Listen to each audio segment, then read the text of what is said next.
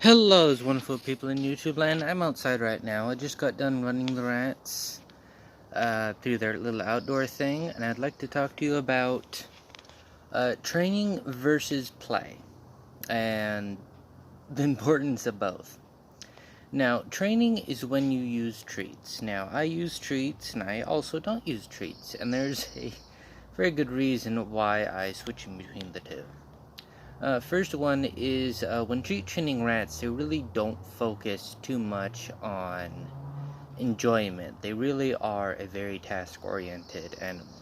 Meaning, if there's a treat at the end, they really don't want to be petted, they really don't want to do anything. They just want the treat, and eventually they will lose interest in it. Which, if you have been training rats or following this little mini-series that I'm making, you will probably know by now. And if you don't, well, that's what happens. Now, playtime is when they come to you and you pet them, you love them, they, cuddle up in a little ball, they make little chattery noises, they boggle their eyes. They're just happy, and that's play. And you need to make sure that you do both those things when training the rats, is make sure that they have play, make sure that you're also doing training with them, and make sure they have a breaking period in between.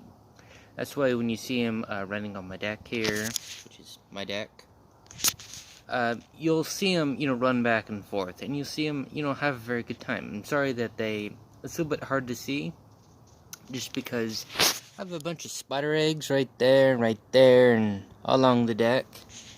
I really don't want to disturb the spiders, so I've been letting them run along the railings, which is right behind there.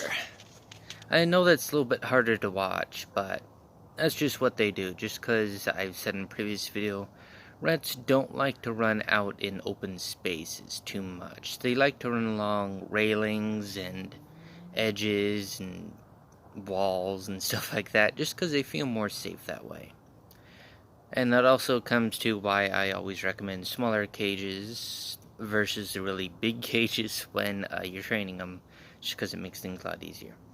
But yeah, make sure that you, pet them and love them, and make sure that they always have, like, fun. They see some kind of enjoyment when they come to you. Like, they're happy, they want to be petted, and everything else. And that's very good to do with them, because that will create bonding. And bonding makes learning new tricks or learning obstacle courses, and even makes training a lot easier because you have that baseline.